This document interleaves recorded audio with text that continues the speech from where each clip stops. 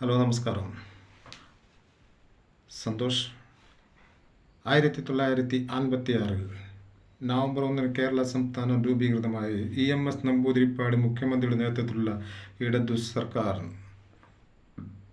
അധികാരത്തിലേറുകയും കേന്ദ്ര സർക്കാർ കോൺഗ്രസ് സർക്കാർ ഇടതുപക്ഷ സർക്കാരിനെ പിരിച്ചുവിടുകയും തുടർച്ചയായി വന്ന സംസ്ഥാന തെരഞ്ഞെടുപ്പുകൾ 14-ാം സംസ്ഥാന തെരഞ്ഞെടുപ്പും 15-ാം സംസ്ഥാന തെരഞ്ഞെടുപ്പും കേരളത്തിൽ LDFന്റെ 10 വർഷത്തെ തുടർച്ചയായ ഭരണം.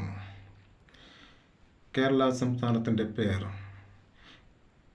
BJPയുടെ NDAയുടെ കേന്ദ്ര സർക്കാർ എന്നും മാറ്റി കേരളം എന്ന പേരിൽ നാമകരണം.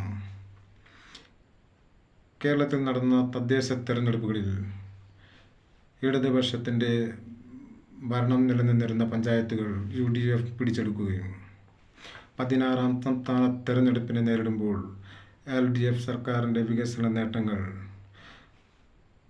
UDF സർക്കാരിൻ്റെ കാലത്ത് മുടങ്ങിയ ക്ഷേമ പെൻഷനുകൾ 2000 രൂപയായി ഉയർത്തിയത്, സർക്കാരിൻ്റെ ദുരന്തബാധിത സമയങ്ങളിലെ ഇടപെടലുകൾ,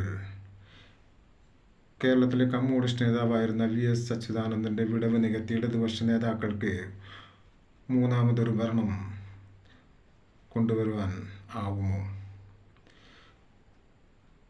കോൺഗ്രസിൻ്റെ ഉമ്മൻചാണ്ടിയുടെ സർക്കാരിന് ശേഷം കേരളത്തിൽ തുടർന്നു വരുന്ന 10 വർഷത്തെ LDFന്റെ തുടർച്ചയായ ഭരണ പോരായ്മകൾ ഉയർത്തിക്കാട്ടി കോൺഗ്രസിൻ്റെ പ്രതിപക്ഷ നേതാവായ VD സതീശൻ്റെ നേതൃത്വത്തിലുള്ള ടീം UDFന് ഭരണം നേടുവാനാവുമോ?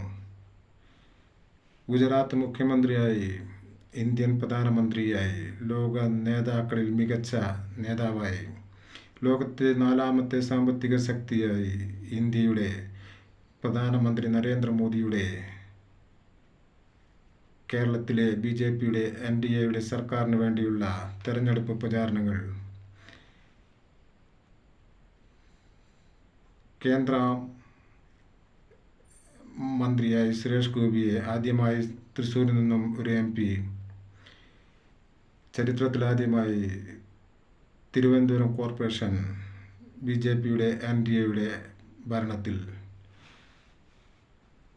കേന്ദ്ര സഹമന്ത്രി ജോർജ് കുര്യൻ മത്സര രംഗത്തെ പ്രചാരണങ്ങൾക്കായി, ഇന്ത്യൻ പ്രധാനമന്ത്രി ഏപ്രിൽ 4-ാം തീയതി തെരഞ്ഞെടുപ്പ് പ്രചാരണത്തിനായി കേരളത്തിൽ 890 സ്ഥാനാർത്ഥികൾ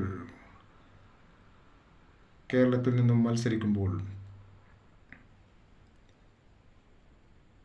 ഏപ്രിൽ 9-ാം തീയതി വിധിയെഴുത്ത്, മെയ് 4-ാം തീയതി മത്സരഫലം അറിയാം.